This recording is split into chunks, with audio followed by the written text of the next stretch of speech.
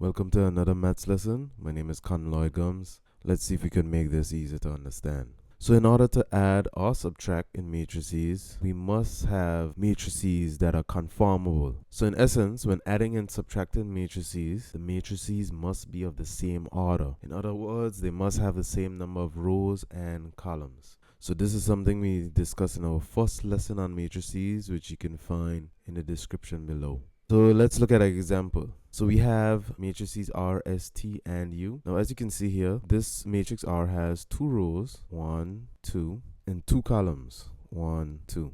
Therefore, it is considered a 2 by 2 matrix. This over here also has 2 rows, 2 columns. So this here is a 2 by 2 matrix. Now this one here, we have 1, 2, 3 rows and 1, 2 columns. So this is a 3 by 2 matrix. Now R plus S. Can I add R and S? Yes, I can, because R has 2 rows and 2 columns, and S also has 2 rows and 2 columns. So this is how I like to set it up. So I like to go R plus S. So in this instance, I would put the R back, which is 1, 3, 2, 4, plus S, which is 5, 6, 7, 8. Now, when it comes to addition or subtraction, we always add or subtract the corresponding elements. So for instance, in this case, as you can see, the first row, first column, I have this 1 and I have this 5. So they're going to be added together. Over here, this 3 and this 6 will be added together. This 2 and this 7 would be added together. And this 4 and this 8 would be added together. So in essence, I have R plus S, which will give me 1 plus 5.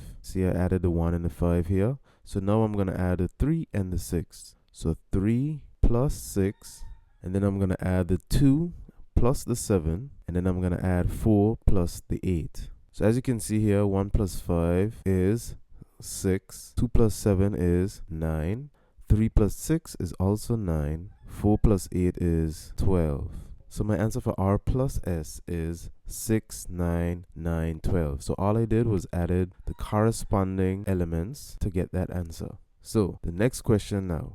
This says 3S minus 2R. So as you can see with S and R, they have the same number of rows and the same number of columns. So we can say they are conformable for addition or subtraction. Now, if you notice, we have a scalar value in front of them. In this case, a 3S and a 2R. What do you think this means? All that means is whatever S is, so let's put back S. So 5, 6, 7, 8. I like to write my numbers like this so I could see what I'm doing. Now, we are multiplying 3 to S and 2 to R. So 3S and 2R, all that means is we're multiplying 3 by each value inside of here. Each value inside of here I'm multiplying the 3 by. So in that case, I'll have 3 times 5, 3 times 6, 3 times 7, 3 times 8. Likewise, over here, I would have 2 times 1, 2 times 3, 2 times 2, and then 2 times 4. So I'm multiplying the 2 by each element inside this matrix. Likewise, I'm multiplying the 3 by each number inside this matrix. So when I simplify this, I'll end up having 3 times 5 is 15, 3 times 6 is 18, 3 times 7 is 21, 3 times 8 is 24. And I'm subtracting from that 2 times 1, which is 2, 2 times 3, which is 6, 2 times 2, which is 4, and 2 times 4, which is 8. Alright, so as you can see here now, we're back to what we were over here now. Now all we need to do is actually subtract the corresponding numbers. So again, we would be subtracting 15 take away 2, 18 take away 6, 21 take away 4, and 24 take away 8. So just to create a little space, so we would say 15 take away 2, 21 take away 4, 18 take away, so 18 take away 6, 24 take away 8. Once I simplify this, I'll have my answer. So 15 take away 2 is 13, 21 take away 4 is 17, 18 take away 6 is 12, and 24 take away 8 is 16. So this here is our answer for 3S take away 2R. So the question is, can we do anything with something like this?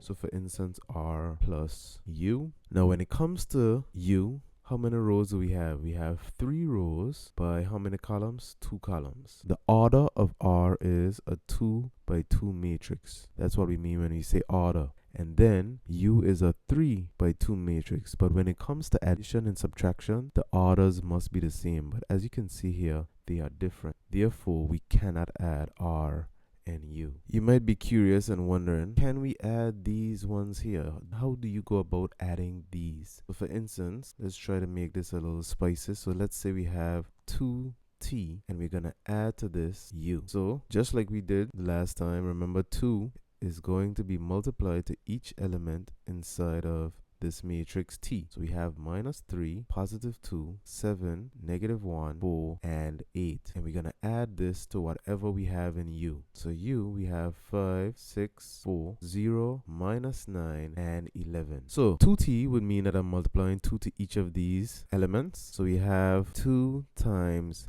negative 3, 2 times 7, 2 times 4. Then over here, we'll have 2 times 2, 2 times negative 1, 2 times 8. And we're going to add that to 5, 0, 6, negative 9, 4, 11. So if I multiply this, 2 times negative 3 would give me negative 6. 2 times 7 is 14. 2 times 4 is 8. 2 times 2 is 4. 2 times negative 1 is negative 2. 2 times 8 is 16. Now I have to add that to 5, 0, 6, negative 9, 4, and 11. So now we add these together. So I'll have negative 6 plus 5, 14 plus 6, 8 plus 4, 4 plus 0, negative 2 plus negative 9, 16 plus 11, and now I can solve. So negative 6 plus 5 would give me negative 1. 14 plus 6 would give me 20. 8 plus 4 would give me 12. 4 plus 0 would give me 4. Negative 2 plus negative 9 gives me negative 11. 16 plus 11 gives me 27. And that would be my answer for 2t plus u. So remember, the concept still applies the same. Addition, the way you subtract and add, is just like how you do it for regular numbers. However, if you have a scalar in front, you have to apply this principle in order to make it work. Whether this number is a whole number or a fraction, you have to use the same concept. So continue to practice, continue to work hard, stay focused, continue to push yourself so you can get better at the subject. Stay locked in. Remember, this ain't no play man thing. This is serious business.